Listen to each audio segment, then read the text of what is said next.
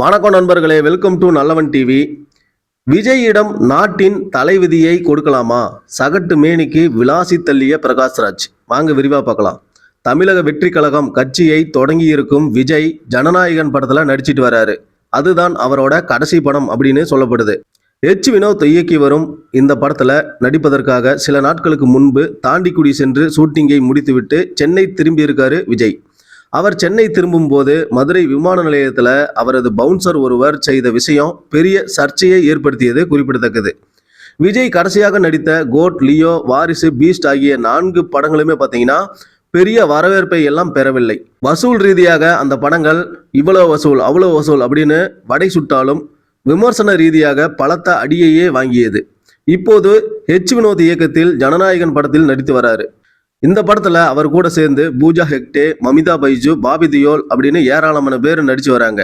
இது வரைக்கும் பூஜா ஹெக்டே நடித்த எந்த தமிழ் படமுமே பார்த்தீங்கன்னா சரியா ஓடலை, மொக்க படங்களாக தான் அமைஞ்சு போச்சு. அதனால ஜனநாயகன் படமும் மொக்கையா மாறும் அப்படின்னு எதிர்பார்க்குறாங்க.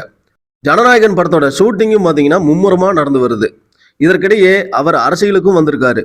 தமிழக வெற்றி கழகம் அப்படிங்கிற கட்சியை தொடங்கியிருக்கும் அவர் 2026ஆம் ஆண்டு நடக்கவிருக்கும் சட்டப்பேரவை தேர்தலில் களம் காணறாரு.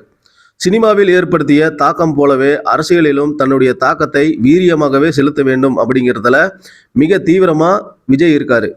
கட்சி ஆரம்பித்தவுடன் முதல் மாநாட்டிலேயே பார்த்தீங்கன்னா திமுகவை எதிர்த்து பேச ஆரம்பிச்சாரு. அடுத்தடுத்த கூட்டங்களிலும் விழாக்களிலும் அவர் மேடை ஏறி திமுக முதலமைச்சர் மு.க. ஸ்டாலின் அவர்களை கடுமையாக விமர்சனம் செய்தார். அவர் அப்படி பேசுவதற்கு எதிர்வினையை திமுகவினர் காட்டி வந்தாலும் அதற்கும் தாவேகாவினர் தொடர்ந்து பதிலடி கொடுத்து வராங்க. இதன் காரணமாக பார்த்தீங்கன்னா தமிழ்நாடு அரசியல் களம் திமுக வர்சஸ் தாவேகா அப்படிங்கிற நிலைக்கு மாறும் அப்படின்னு டிவிகே தொண்டர்கள் சொல்கிறாங்க. இது ஒரு பக்கம் இருக்க, சமீபத்தில் கோவைக்கு சென்றார் விஜய். அப்போது அவரது தொண்டர்களாகிய ரசிகர்கள் செய்த செயல்கள் சர்ச்சைகளை ஏற்படுத்தியன. மரத்திலிருந்து தாவுவது, வண்டி பின்னாலே ஓடுவது, பைக்கை போட்டு கீழே விழுவது, காரை சகட்டுமேனிக்கு பார்க் பண்ணுவது என பல விஷயங்களை செய்தாங்க. இனி அப்படி செயல்படக்கூடாது அப்படின்னு சமூக வலைத்தளம் மூலம் அன்பு கட்டளையை விஜயும் விதித்தார். சூழல் இப்படி இருக்க, சமீபத்தில் ஜனநாயகன் ஷூட்டிங்கிற்காக தாண்டிக்குடி சென்று விட்டு சென்னை திரும்பினார். அப்போது மதுரை விமான நிலையத்தில் விஜயை சந்திக்க வந்தவரின் தலையில பவுன்சர் துப்பாக்கியை வைத்தது பத்திரிகையாளர்களிடம் அத்துமீறி நடந்தது என தொடர்ந்து சர்ச்சைகள் வருது. இந்த நிலையில விஜய் குறித்து நடிகர் பிரகாஷ்ராஜ் சமீபத்தில் ஒரு யூடியூப் சேனலுக்கு பேட்டியளித்தார். அந்த பேட்டியில விஜயின் தந்தை S.A. சந்திரசேகர் பிரபலமான இயக்குனர். அவர் தனது மகன் ஸ்டார் ஆவதற்கு முன்பாக நிறைய படங்களை எடுத்திருக்காரு. விஜய் அரசியலுக்கு புதியவர்.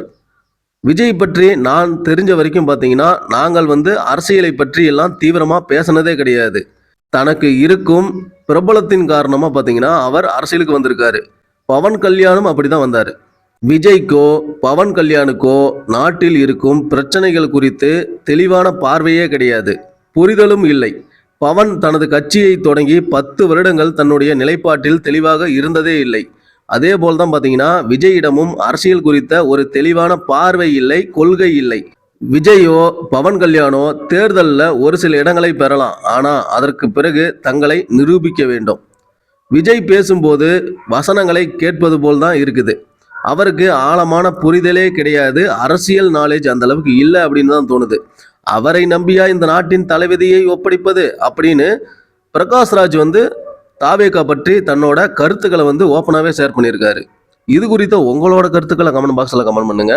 இந்த வீடியோ உங்களுக்கு பிடிச்சிருந்தா வீடியோவை லைக் பண்ணுங்க, ஷேர் பண்ணுங்க. நன்றி, வணக்கம்.